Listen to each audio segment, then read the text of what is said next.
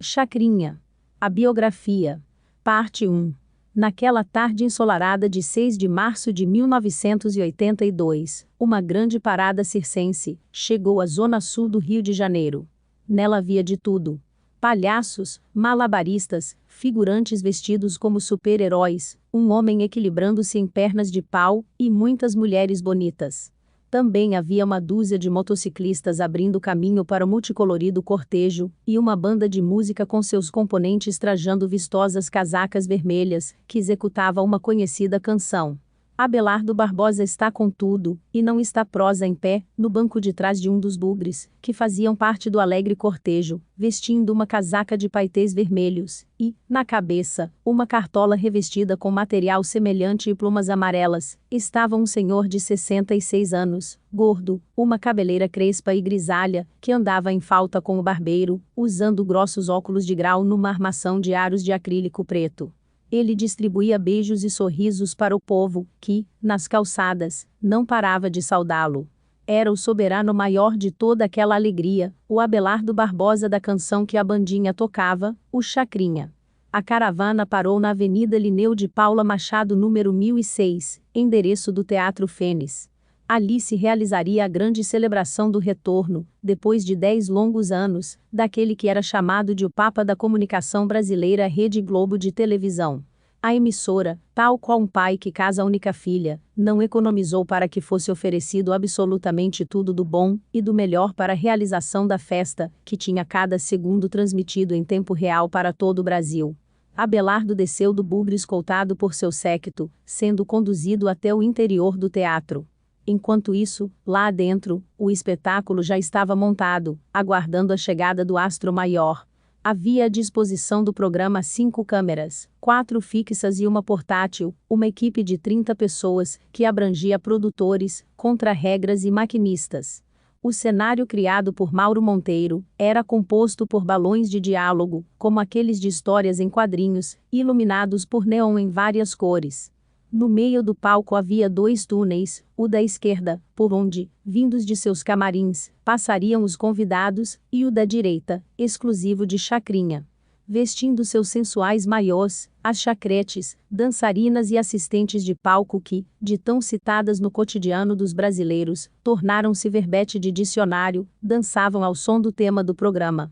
Fátima Boa Viagem, Dalva Garça Dourada, Gracinha Copacabana, Rita Cadillac e Áurea Figueiredo, eram algumas dessas bailarinas, que aqueciam o auditório para o grande momento que se aproximava. Contudo, apesar do sorriso que poderia iluminar todo o bairro do Jardim Botânico, e ainda ser percebido na Gávea, no Leblon, na Lagoa e no Maitá, o homenageado estava que era uma tensão só.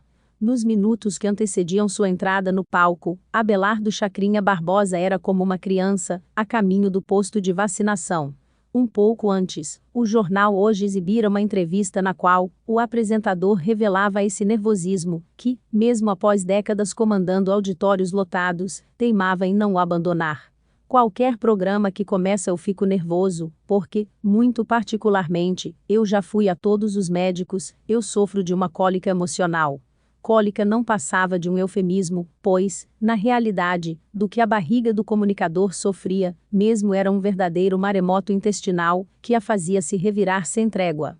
Com medo de sofrer um desarranjo, e acabar passando vergonha enquanto apresentava o programa, ele tomava sempre 2 comprimidos de Imosec, remédio que combate a diarreia.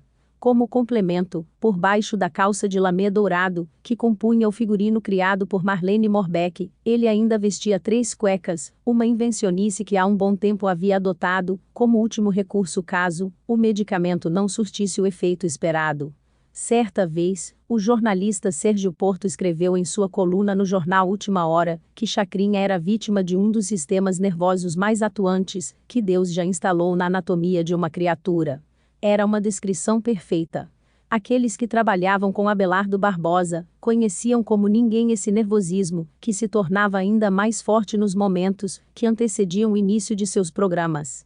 Fora dor de barriga, ele reclamava da equipe, achava que ninguém apareceria no auditório, temia ficar sem voz, e era assombrado pelo mais terrível dos seus medos: perder pontos na audiência.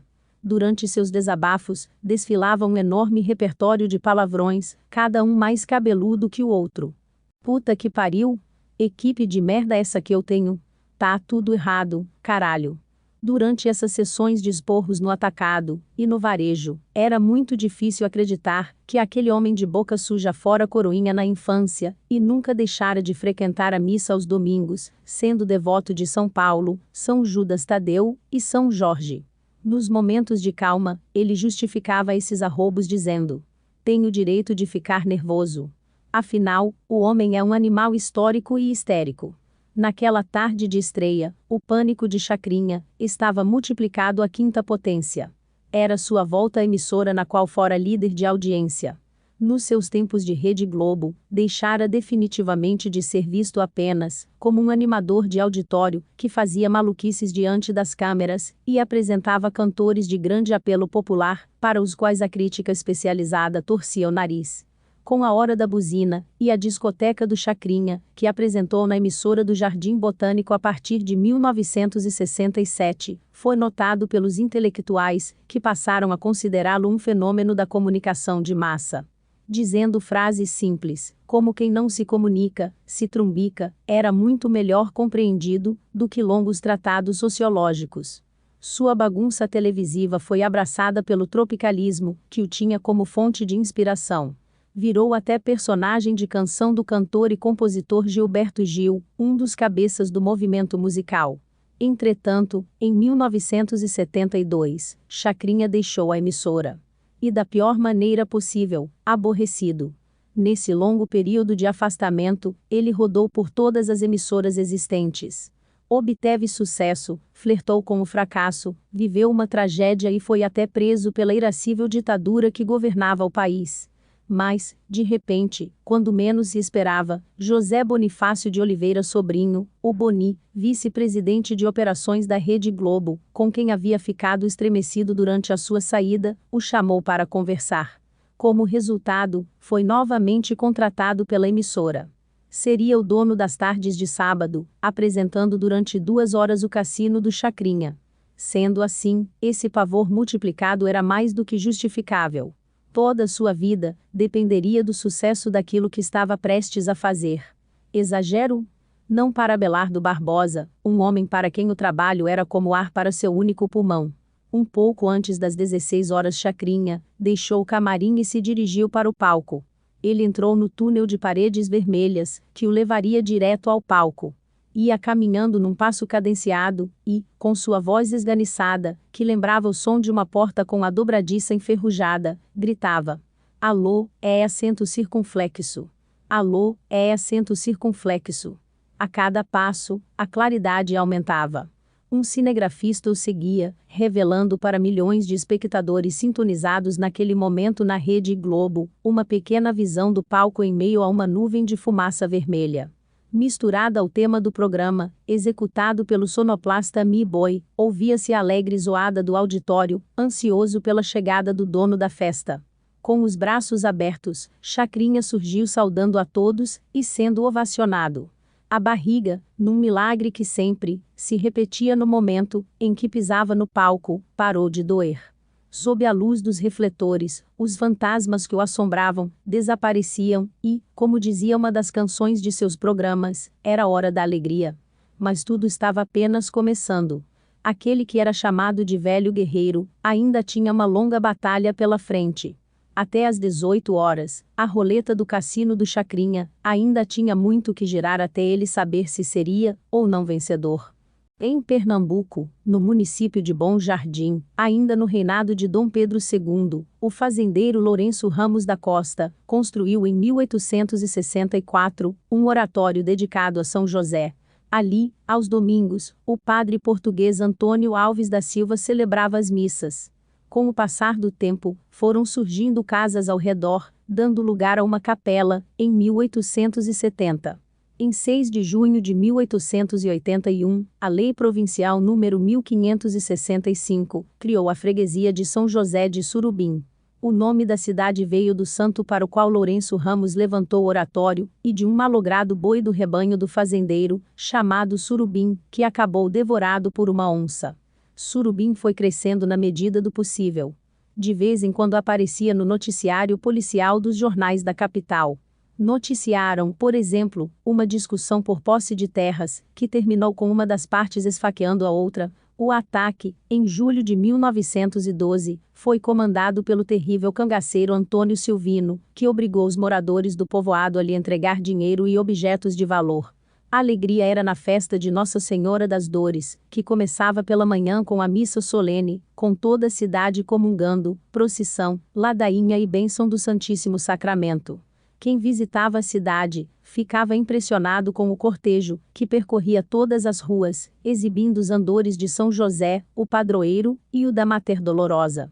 À noite, havia queima de fogos e apresentação da banda de música União Surubinense no coreto da praça, enquanto casais passeavam e visitavam as barraquinhas onde eram vendidos doces, salgados e cerveja. Na cidadezinha também havia romances, um deles entre jovens de classes sociais diferentes. Pobre de pai, mãe e parteira, Antônio do Rego Medeiros acabou se apaixonando por Aurélia Barbosa, filha de uma família de posses. Medeiros e Barbosa não tinham como tornarem-se amigos de infância. Em quase qualquer lugar do mundo, pobres e ricos eram como água e óleo. Em Surubim não haveria de ser diferente. Porém, mesmo com uma barreira social do tamanho das muralhas de Jericó, Antônio teve sua paixão por Aurélia correspondida, e acabou levando a moça ao altar. Mas, sem dispor de um níquel que fosse, para comprar roupa para a cerimônia, a família do noivo não deu o ar da graça na igreja. Foi uma festa apenas para os Barbosa. Como era de se esperar, a vida do casal não encontrou facilidades. Antônio trabalhava como mascate, vendendo material de armarinho de porta em porta para senhoras surubinenses. Linhas, agulhas, alfinetes, veludos, colchetes e fitas de seda. Dias difíceis para Aurélia, cujo tempo de conforto, que vivera na casa dos pais, tornara-se apenas uma lembrança nevoada. Mas ao menos uma alegria, os dois tinham que ter. E tiveram, a maior delas. O nascimento do primeiro filho do casal, às 17 horas do dia 30 de setembro de 1917. Um parto em casa, que deu bastante trabalho ao médico, e exigiu muito de Aurélia, cuja vizinhança chegou até a pensar que ela própria não resistiria. Mas resistiu, e deu à luz um menino, batizado José Abelardo Barbosa de Medeiros.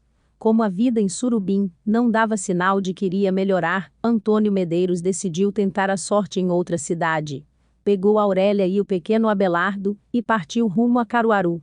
Com 6 meses de vida, dentro de um cesto de palha amarrado no costado de um jegue, o menino enfrentou com os pais, que iam a pé, os 80 quilômetros que levavam à aparente terra prometida. Chegando à cidade depois da exaustiva viagem, a família Medeiros terminou indo morar numa casa humilde, mas com um enorme quintal, onde o pequeno Abelardo passava os dias brincando. Cresceu subindo nas árvores, e correndo de um lado para o outro. Após uma boa dose de sacrifício, Antônio Medeiros conseguiu juntar dinheiro, e comprou um pequeno caminhão. Quando chegou à rua, onde morava com a novidade, o rapaz foi saudado pela vizinhança como um herói nacional, o retrato de um vencedor. Era o primeiro morador proprietário de um veículo motorizado. Quando viu o caminhão do pai, Abelardo pediu para dar uma volta. Feliz da vida com a compra que, tinha certeza, iria mudar a vida da família, Antônio atendeu ao pedido do garoto sem pestanejar. Na cabine do veículo pintada de verde, na alegria dos seus 4 anos, o pequeno Abelardo ia apertando uma buzina dourada, enquanto andava com o pai pelas ruas da cidade. Ele acabou virando ajudante de Antônio Medeiros, que em Caruaru, assim como em feiras e vilas próximas, continuava vendendo seus artigos de armarinho, e agora também, água. Para chamar a atenção da clientela, Abelardo ia apertando a buzina dourada, enquanto, numa algazarra só, a molecada corria atrás do caminhão. Mas a vida de mascate em Caruaru ficou estagnada, e Antônio Medeiros decidiu que a solução era novamente tentar a vida em outra cidade. Após 5 anos, a família pegou a estrada mais uma vez.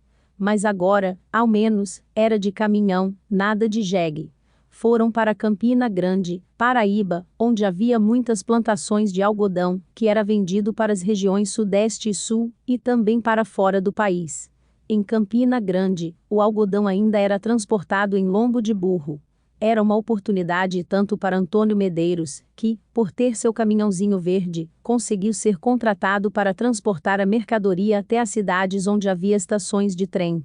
Embarcado nos vagões, o algodão seguia para o porto e depois zarpava em navios.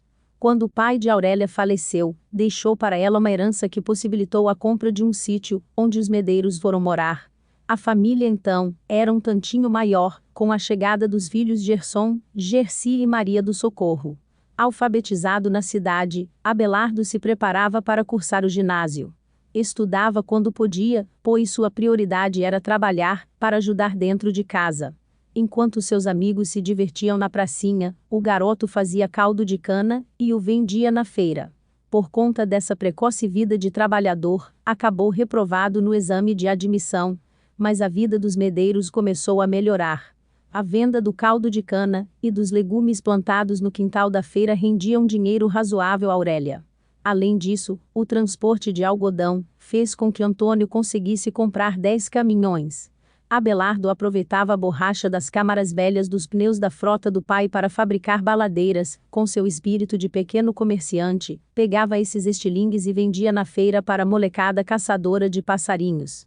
Aos 10 anos, Abelardo debutou num palquinho que havia na cidade, participando de uma peça infantil no pequeno teatro.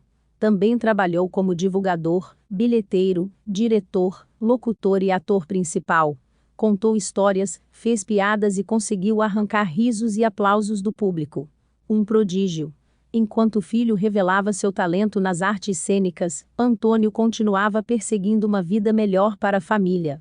Para isso, decidiu mudar novamente de atividade. Vendeu seus caminhões e investiu dinheiro em seu próprio estabelecimento comercial. Inaugurou a loja Nova Aurora, que vendia tecidos, sapatos, chapéus e seu velho conhecido material de armarinho. Abelardo ajudava em tudo o que podia na loja. Trabalhava no balcão, fazia faxina, controlava o estoque e até zelava pela decoração da vitrine. Usando objetos de papelaria, criou enfeites que chamavam a atenção de quem passava pela rua e acabavam levando mais pessoas a entrar para conhecer melhor a Nova Aurora. Quando completou 15 anos, o primogênito dos Medeiros foi para o Recife fazer o ginásio como interno do Colégio Marista. Nas horas vagas, continuava com a sua vida de garoto laborioso, trabalhando como ajudante numa loja de tecidos que lembrava Nova Aurora. No entanto, os dias de prosperidade da família Medeiros duraram pouco. Antônio se atrapalhou com os negócios e acabou falindo. Já acostumado com a vida no Recife, Abelardo foi pego de surpresa pela notícia. Interrompeu os estudos no 3º ano ginasial e voltou para Campina Grande, onde arranjou emprego numa loja grande chamada Florentina. Pau para toda obra, trabalhou de vendedor a faxineiro, funções com as quais já tinha intimidade de sobra. Nenhum serviço era indigno para o rapaz movido pela vontade de não deixar a família passar necessidade. Antônio Medeiros já não era mais o jovem apaixonado que Aurélia conhecera em Surubim. Com o fracasso nos negócios, ele se afastara da família e se tornara mulherengo. Do Antônio do passado, só o que permaneceu foi a pobreza. Cansada dessa vida incomum sem perspectivas, Aurélia decidiu terminar sua história com o marido. Pegou os filhos e foi embora. O problema era que, por pior que fosse um casamento, uma mulher separada nunca era bem vista. Aos olhos da sociedade, ela deveria permanecer casada, até que um dos dois morresse. Se fosse o marido, a mulher deveria cumprir o seu papel de mãe e viúva séria, esquecendo a ideia de um segundo matrimônio.